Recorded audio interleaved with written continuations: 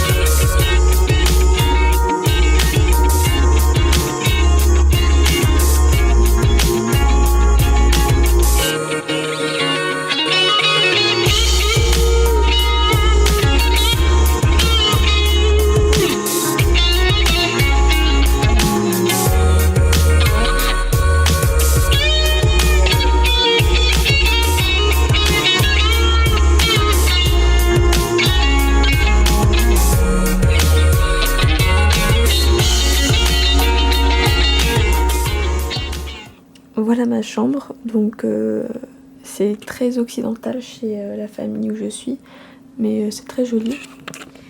Et du coup aujourd'hui c'est ma première journée au Japon, je chuchote un peu parce que bon je veux pas réveiller les autres non plus.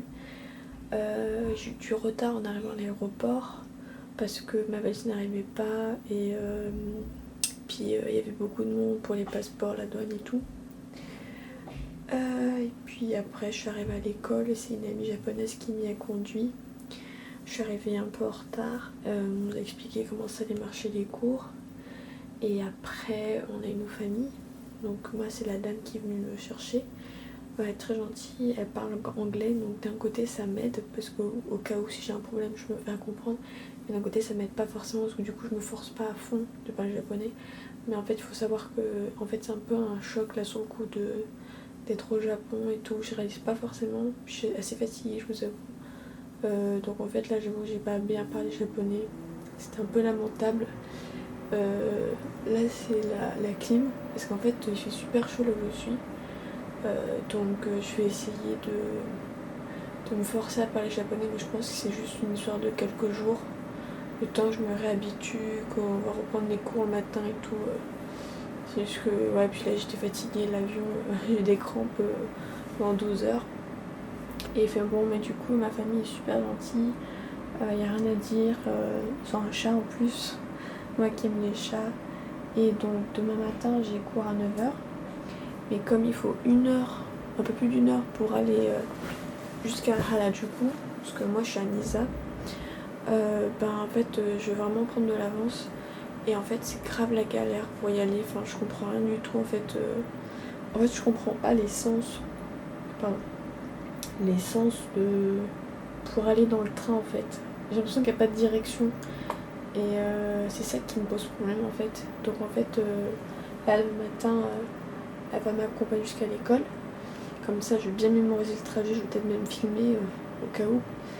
Et pour le retour, j'ai une application que j'ai screenée quand je rentre. Et j'espère que ça va aller. Encore le retour ça va, je suis pas pressée, il n'y a pas d'horaire. Alors que pour aller à l'école, il faut être à 9h et c'est pas 9h05. Donc j'espère que ça va le faire. Je suis très fatiguée. Mais je suis très heureuse d'être au Japon.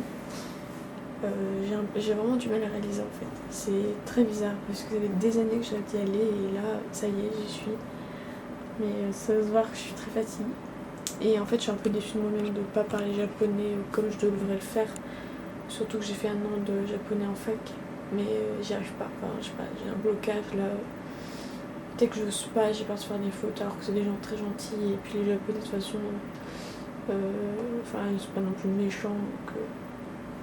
Donc, du coup j'espère que la suite du séjour va se dérouler. Je vais essayer de filmer le plus possible, mais aussi en gardant des instants à l'instant T sans forcément avoir la caméra tout le temps. J'ai pas filmé mon arrivée vraiment jusqu'au bout à l'aéroport parce qu'on n'avait pas le droit de filmer. Mais voilà. Donc j'espère que ça va s'arranger. Et je vous dis à bientôt pour un prochain vlog. Bisous.